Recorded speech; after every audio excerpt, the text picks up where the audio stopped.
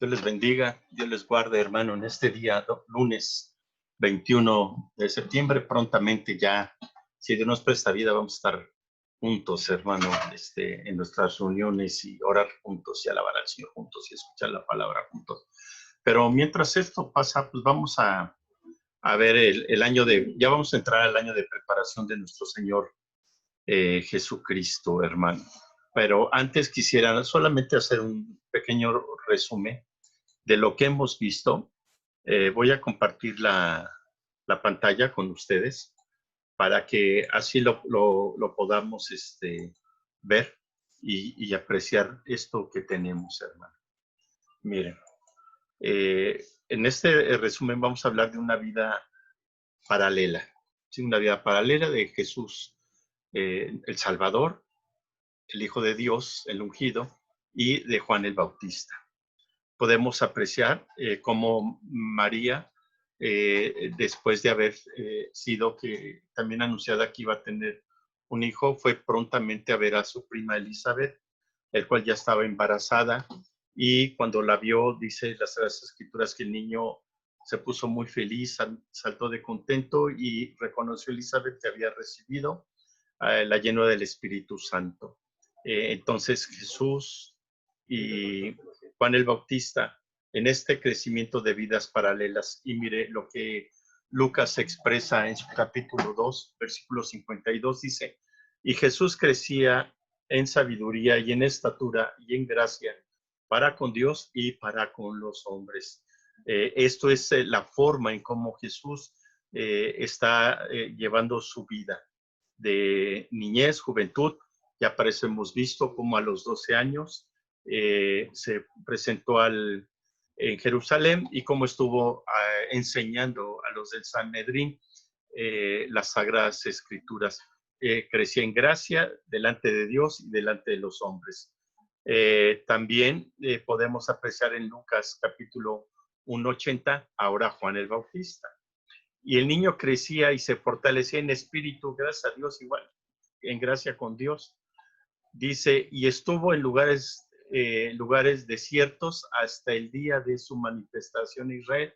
Aquí va a cambiar un poquito la vida de Juan mientras Jesús vivía en Nazaret, mientras iba al templo en las fiestas y enseñaba y lo rodeaban buenas cosas y así crecía. También le pasaba lo mismo a Juan, pero él le sucedió algo que un poquito más adelante lo vamos a narrar.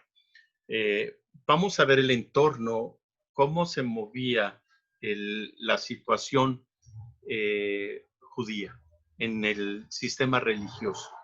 En el sistema religioso, en los tiempos de Jesús y de Juan el Bautista, no solamente había un reconocimiento de Caifás como sumo sacerdote, pero para poder llevar esto completamente como sumo sacerdote, había otro reconocimiento para Anás también como sumo sacerdote. Lo vemos en el libro de los Hechos también, como se menciona Anás y se menciona Caifás. Estos, seguramente Anás tenía una influencia muy fuerte, era el más anciano. De hecho, sus hijos van a ser sumo sacerdote y en este tiempo es Caifás su yerno. Controlan el sistema económico de los judíos y el sistema religioso, hermano, y ya político también. Mientras, por el otro lado, quiero abrirlo para que vean cómo el Señor no tiene limitaciones en nada. Ya hemos visto acerca del Imperio Romano y vamos a ver rápidamente los césares de los que habían estado un poco antes de Jesucristo y en el tiempo de Jesucristo. Es Julio César, que fue el que empezó a transformar la República Romana por el Imperio Romano. El que hace este cambio por completo es Augusto César. Después de Julio César siguió Augusto César. Aquí quiero detenerme un poco, hermano, y hacer un paréntesis. Para aquellos hermanos que han escuchado que no sigamos tradiciones tradiciones de otras situaciones, y que no se festeje la Navidad porque eso no es cristiano y muchas cosas raras que sacan. Algunas tienen verdad, otras no tienen fundamento. Miren, les voy a decir esto. Julio César comenzó y después Augusto César le siguió. ¿No le parece extraño que hoy en el 2020 acabamos de pasar el mes de agosto y antes de pasar agosto estaba el mes de julio? No es cierto que nuestro calendario primero es julio y después agosto. ¿Sabe por qué? Es por estos Césares. Fue tan grande su poderío y tanta influencia en el mundo que le pusieron al calendario mundial que llevamos, al calendario, primero va el mes de julio y después va el mes de agosto. Así que, hermanos que están preocupados por no festejar Navidad y por todas estas cosas raras, también hay que estar preocupados por no estar en julio y en agosto. Es imposible, hermano.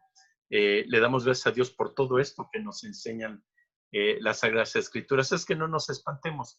Primero es julio, después agosto, y después de que muere Augusto César, viene un hombre llamado Tiberio César, el cual hay una, en las riberas del mar de Galilea, hay un lugar que se llama Tiberíades. Es precisamente nombre de Tiberio César.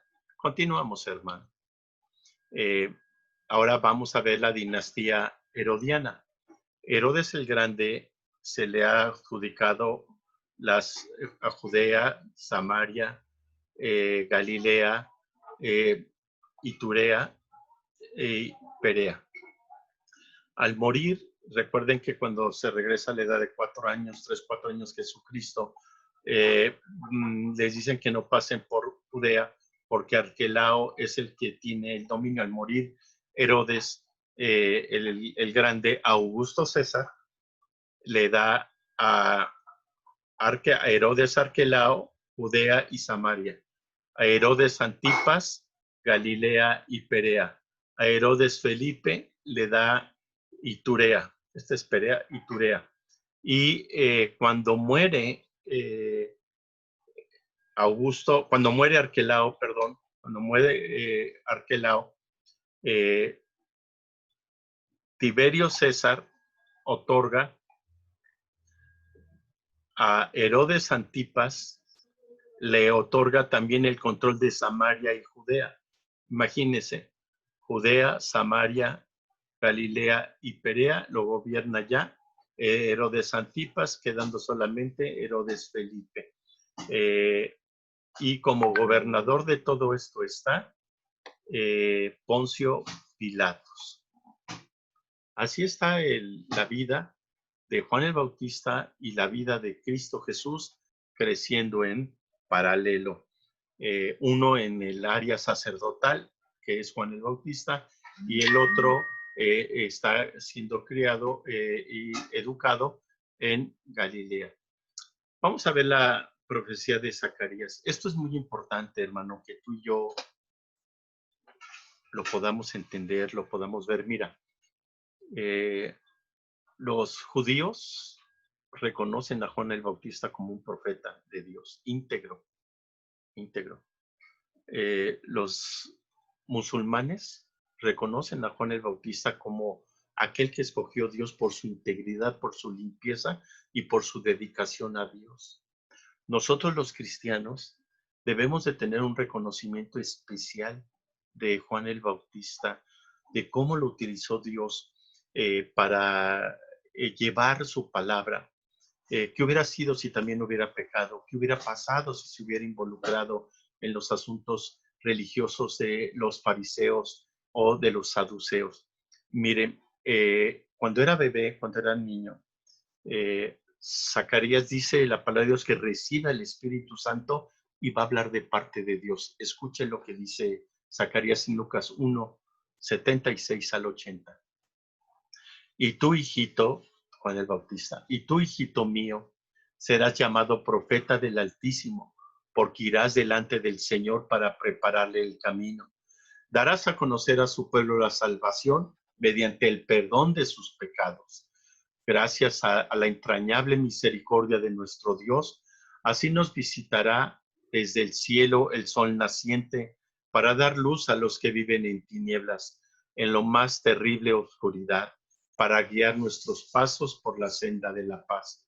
El niño crecía y se fortalecía en espíritu y vivió en el desierto hasta el día en que se presentó públicamente al pueblo de Israel. ¿Por qué le decía yo que no fue tan fácil para él delante de los hombres?